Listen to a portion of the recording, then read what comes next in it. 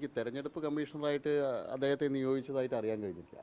തെരഞ്ഞെടുപ്പ് കമ്മീഷന് തെരഞ്ഞെടുപ്പ് സമയത്ത് കൊടുക്കുന്ന നോമിനേഷൻ അഫിഡവിറ്റൊക്കെ പരിശോധിക്കാനുള്ള സംവിധാനമുണ്ട്. എല്ലാ തെരഞ്ഞെടുപ്പിലും സ്ക്രൂട്ടനി ഉണ്ട്. എല്ലാ രാഷ്ട്രീയ പാർട്ടികളുടെയും പ്രതിനിധികളുണ്ടാവും, ഉദ്യോഗസ്ഥന്മാരുണ്ടാവും. വളരെ വിശദമായിട്ടുള്ള പരിശോധന നടക്കുന്നതാണ്.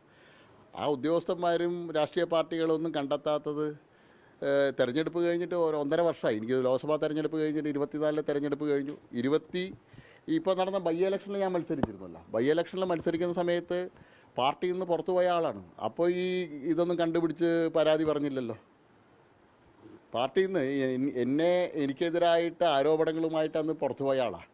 പിന്നെ ഇത്തരത്തിൽ കോൺഗ്രസ്സിന് പോലും വേണ്ടാത്ത ഒരാളുടെ ആരോപണങ്ങൾക്ക് മറുപടി പറയാൻ ഞാനില്ല. കോൺഗ്രസിൻ്റെ ഉത്തരവാദിത്തപ്പെട്ട ആളുകൾ ആരോപണങ്ങളുമായിട്ട് വരട്ടെ, അവർ കാര്യങ്ങൾ പറയട്ടെ, ഞാൻ മറുപടി പറയാം. അല്ലാതെ ഇത്തരത്തിൽ അനാഥപ്രേതങ്ങളെ പോലെ നടക്കുന്ന ആളുകൾക്ക് വേണ്ടിയിട്ട് ആളുകളുടെ ചോദ്യങ്ങൾക്ക് ഉത്തരം പറയാൻ നിന്നാൽ അതേ സമയമുള്ളൂ. ഞാൻ ഉത്തരവാദിത്തപ്പെട്ട ഒരു രാഷ്ട്രീയ പാർട്ടിയുടെ ഉത്തരവാദിത്തപ്പെട്ട ചുമതലയിരിക്കുന്ന ആളാണ്. അതുകൊണ്ട് ഇത്തരം ആളുകളുടെ വിമർശനങ്ങൾക്കും ആരോപണങ്ങൾക്കും മറുപടി പറയാൻ സമയമില്ല.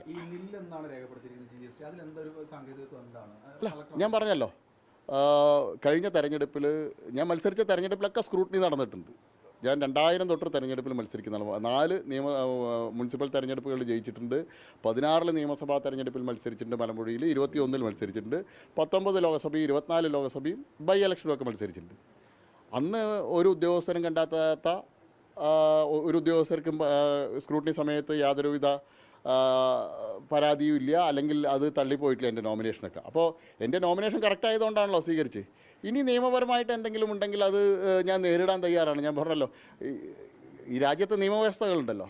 ഞാൻ നോമിനേഷനിലോ മറ്റുമൊക്കെ തെറ്റായിട്ട് പറഞ്ഞിട്ടുണ്ടെങ്കിൽ അത് നിയമത്തിൻ്റെ വഴിക്ക് ഞാൻ നേരിടാൻ തയ്യാറാണ്.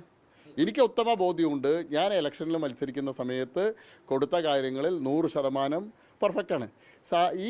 ഈ ആരോപണം ഉന്നയിക്കുന്ന വ്യക്തിയെ ബോധ്യപ്പെടുത്തേണ്ട ആവശ്യം എനിക്കില്ല. ബന്ധപ്പെട്ട ഉദ്യോഗസ്ഥന്മാർ, ഇലക്ഷൻ കമ്മീഷൻ എനിക്ക് നോട്ടീസ് തരട്ടെ, അല്ലെങ്കിൽ നിയമപരമായിട്ട് എന്നുള്ള നടപടി വരട്ടെ. ആ സമയത്ത് ബോധിപ്പിക്കേണ്ട സ്ഥലങ്ങളിൽ ഞാൻ ബോധിപ്പിക്കും. എനിക്ക് ഇയാൾ എന്ത് ആരോപണങ്ങളായിട്ട് വന്നോട്ടെ, എനിക്ക് കുറച്ച് ആത്മവിശ്വാസമുണ്ട്. പിന്നെ ഞങ്ങൾ തീരുമാനിച്ചിരിക്കുന്നത് കോൺഗ്രസ്സിലെ ഉത്തരവാദിത്തപ്പെട്ട ആളുകൾ പറയട്ടെ. ഇയാൾക്ക് മറുപടി പറയാൻ ഞങ്ങൾ തയ്യാറല്ല.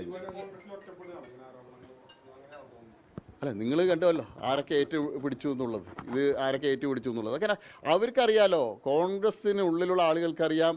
ഇത് അതിൻ്റെ ഉള്ളിൽ കൈകാലിട്ടടിക്കുക, മുങ്ങിത്താഴുന്നതിന് മുമ്പ് കൈകാലിട്ടടിച്ച് എന്തെങ്കിലും ഒരു കച്ചിത്തുരുമ്പ് കിട്ടുമോ നോക്കുകയാണ്.